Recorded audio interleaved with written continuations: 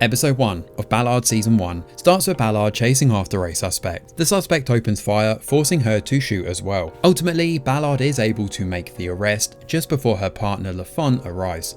Following the arrest, superiors interview Ballard and LaFont to confirm that their actions adhered to policy. However, LaFont warns Ballard that the agents were fishing for dirt. Even after the rough night they've had, Ballard still shows up at work the following morning. We learn she is currently running the new cold case unit. It's a small unit with Ballard, LaFont, Colleen, Ted and Martina together. After closing their first case, Ballard is set on another. According to Ted, the case is actually a lost cause. The culprit left no evidence behind and no one is willing to talk to Ballard.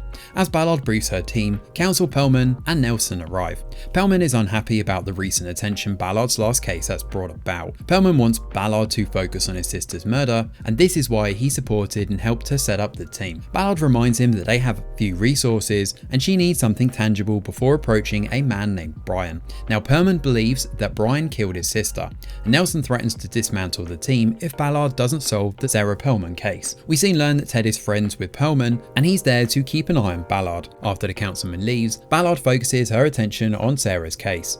Ballard understands that Perlman needs answers, and in the meantime she still has a John Doe case to solve. Unfortunately, the officer in that case quit and is dodging Ballard's calls. Ballard then visits the officer, Samira, and tries to get her to talk about the case. Samira is reluctant to cooperate, but claims that someone in the LAPD was covering something up. Back in the day, when she was working the case, a witness mentioned an altercation that happened before John Doe was killed and his baby went missing. According to Samira, someone deleted any trace of the altercation. Ballard invites Samira to her office to give her take on the evidence. The next day, Samira drops by to help with the case. After a quick introduction, Samira insists that she is only helping.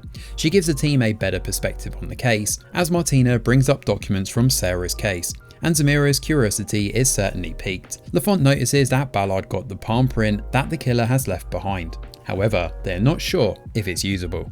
Ballard is hoping to get some DNA from the print though, and she approaches the lab and begs Darcy to rush the results. Darcy agrees because she likes Ballard and thinks she was brave for calling out a rogue cop. In the evening, Ballard heads home. She lives with her grandma Tutu. Now Tutu notices that Ballard seems down and asks what's wrong. Ballard reveals that every time anyone mentions the past, it tends to trigger her. So Tutu suggests she tries to move on and start dating again. The following morning, Samira drops by the lodge where John Doe was last seen. She tries to talk to the manager, but he's actually quite uncooperative. One of the cleaners hears the conversation, and a little while later, she calls the police and asks to speak to Samira. Unfortunately, the call is forwarded to Samira's old partner, Olivas. The lady quickly hangs up after hearing Samira has quit. In the back of the office, Ballard talks to Colleen about her intuition. She worries that Colleen's intuition might actually undermine their case. The defense attorneys could use it to throw out the case though, so Samira drops by and mentions her visit to the hotel. The visit has left her feeling hopeless and reminded her of exactly why she quit. The case was 5 years ago, and she figures that now bygones are bygones. Ballard asks her to at least give it a day before she outright decides.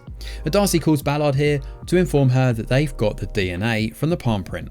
Ballard drops by Brian's tattoo shop and gets a call from Nelson. And Nelson reminds her that he would like to be updated throughout the case as she goes undercover at the tattoo shop and secretly collects Brian's DNA. Unfortunately, Brian notices and takes his glove from her.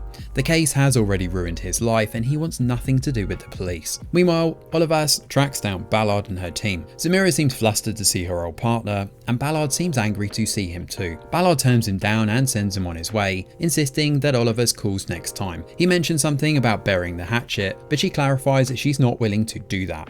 Later, Ballard goes for a surf session to de-stress. She talks to the lifeguard there, Aaron, and promises to call him later. She heads out to meet with Samira next and tries to convince the latter to join the team. Samira does want to join the team, but is actually hesitant. The past is still weighing down on her, so Ballard brings up her side of the story. She reveals that she was demoted for trying to bring down Olivas, so Ballard also adds that she pulled up the cold case because Olivas worked on it. She invites Samira to join her and do some good, so Samira agrees and heads back to the lodge. At the lodge, she finds a crowd and learns that Yulia, the lady who called for Samira, is actually dead. She was killed while cleaning one of the rooms. Simultaneously, Darcy calls Ballard and informs her that Sarah's killer is linked to another case. He might have killed another woman called Laura Wilson back in 2008. Now Ballard pulls Laura's case files and starts to investigate. She worries that they have a serial killer on their hands, and unfortunately she's displeased to learn that Bosch was the officer in charge of this one, which is where episode 1 comes to an end.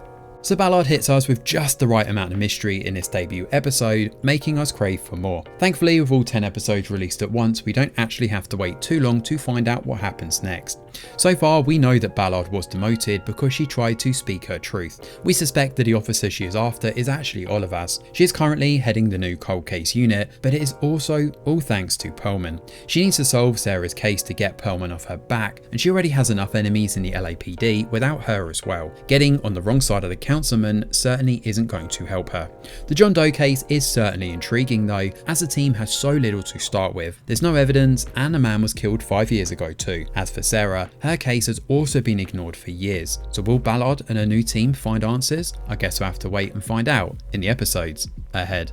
Thanks for watching, and do let us know your thoughts in the comments below. Smash a like or subscribe to the channel, your support is very much appreciated.